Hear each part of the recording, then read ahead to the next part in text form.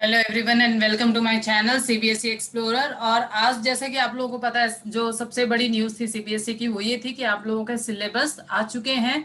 अब यहाँ पे इससे रिलेटेड मैं आप लोगों को दो चीजें लेकर के आई हूँ। एक तो आपके एग्जाम का पैटर्न क्या रहेगा और आप लोगों के मार्क्स का डिस्ट्रीब्यूशन क्या रहेगा। अच्छा, एक चीज और जो बार बार आप लोगों के जो दिमाग में जो डाउट आ रहा था कि आपका सिलेबस रिड्यूस हुआ है या नहीं हुआ है, तो मैं आपको पहले से ही बता देती हूँ। देखिए, सीबीएसई ने लास्ट ईयर जो सिलेबस रिड्यूस करा था वही सिलेबस एज इट इज आप लोगों के लिए कैरी फॉरवर्ड करा है। तो ऐसे सिलेबस जो है आप लोगों का जो रिड्यूस जो लास्ट ईयर था वही वाला का चल रहा है। तो ऐसा नहीं है कि जो लास्ट टू लास्ट ईयर जो एक्चुअल में सिलेबस था वो आप लोगों के ऊपर इंप्लीमेंट नहीं हुआ है। मतलब 100% नहीं, जो लास्ट ईयर पहले से जो 70% था वही का वही अब आप लोगों के ऊपर भी चल रहा है। तो ठीक है, exam pattern and marks distribution को हम लोग डिस्कस कर लेते हैं। देखिए, आपको ताकि अब ये आइडिया होता जाए, सबसे पहली चीज यहाँ पे ये बताई गई कि जितने भी आप लोगों के थ्योरी मार्क्स थे उसको दो पार्ट्स में डिवाइड कर दिया गया है। यानी हम लोगों को पहले बता दिया, जैसे टर्म वन, जैसे मान लीजिए अगर आपका कोई भी एक सब्जेक्ट ले लीजिए, जैसे सपोज आपने इंग्लिश ले लिया, 80 मार्क्स का पेपर था तो उसको दो पार्ट्स में डिवाइड कर दिया। यानी टर्म वन में 40 मार्क्स का पेपर होगा, टर्म टू में 40 मार्क्स का पेपर होगा। ठीक है, ऐसे ही अगर मान लीजिए सीएस या आईपी का पेपर है, वो वैसे एनुअल में 70 मार्क्स का होता है, तो अब यहाँ पे दो पार्ट्स में डिवाइड हो जाएगा, 35-35।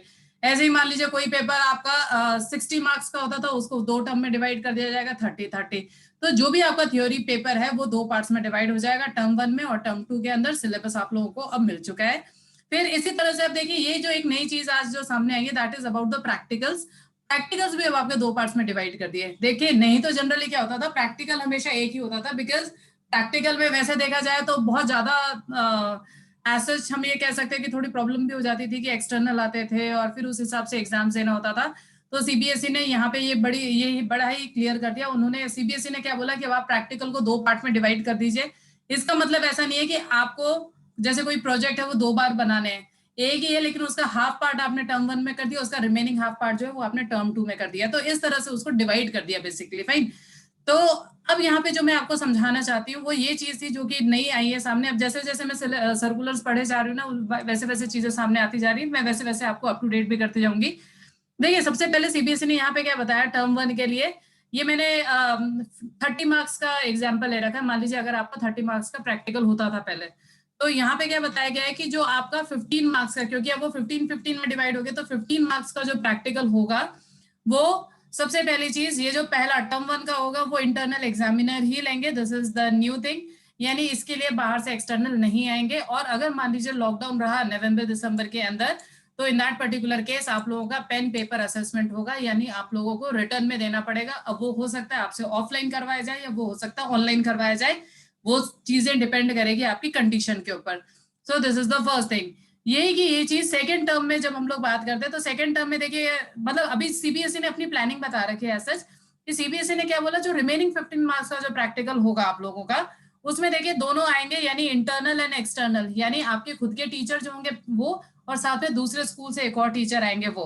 तो अगर मान लीजिए आपके सेकंड टर्म का एग्जाम होता है, तो it will be under invigilation of your external examiner also. लेकिन यहाँ पे फिर सीबीएसई ने देखिए सारे क्लॉजेस ऐड कर दिए। सीबीएसई ने यहाँ पे ये भी बोल दिया कि अगर मान लीजिए अक्टूबर दिसंबर के आगे अगर मान लीजिए लॉकडाउन बढ़ता है, तो उस केस में फिर वही वाली बात है कि आप लोगों का पेन पेपर टेस्ट होगा, जो भी आपका सेकेंड टर्म का जो सिलेबस था उसके बेसिस पे होगा, और फिर उसके बेसिस पे आप लोगों को जो है वो मार्क्स मिलेंगे। तो आपको ये चीज ध्यान रखनी है कि टर्म वन का जो प्रैक्टिकल होगा वो इंटरनल यानी आपके खुद के टीचर ले लेंगे, और टर्म टू का जो होगा उसमें एक्सटर्नल भी आएंगे। इसी को मैंने ओवरऑल समरी के फॉर्म में भी बता दिया। देखिए, होता क्या है जनरली, आप लोगों के अलग अलग थ्योरी पार्ट्स मार्क्स के अलग अलग वेटेज होता है, तो उसके हिसाब से अब आप इसको बड़े आराम से समझ सकते हैं यहाँ पे कि देखिए, अगर आपका 80 मार्क्स का पेपर है थ्योरी, ठीक है, तो 40-40 में डिवाइड हो गया टर्म वन टर्म टू में। और फिर जैसे अब जैसे मैं आपको हिंदी या इंग्लिश बोलूँ, यहाँ पे क्या होता है, आप लोगों के एएसएल होते हैं, तो वो वैसे 20 मार्क्स के लेते थे टीचर्स पहले, अब इसको दो पार्ट्स में डिवाइड कर दिया, 10 और 10 में। ऐसे ही मान लीजिए कई सारे पेपर्स ऐसे होंगे जो आपके 70 मार्क्स के होंगे, जिसको हम 70+30 कहते हैं ना, 70 मार्क्स थ्योरी, 30 मार्क्स प्रैक्टिकल। तो 70 भी दो पार्ट्स में डिवाइड कर दिए, 35-35। और जो 30 मार्क्स का जो प्रैक्टिकल होता था उसको भी दो पार्ट्स में डिवाइड कर दिया, दैट इज 15-15। ऐसे ही जो आप लोगों के कई आप लोगों के ऐसे सब्जेक्ट्स भी हैं जो कि 60 मार्क्स के भी होते हैं, तो उसको अब 30 और 30 में डिवाइड कर दिया in term one term two, क्योंकि देखिए सिलेबस आधा हो चुका है, तो इट इज अंडरस्टूड।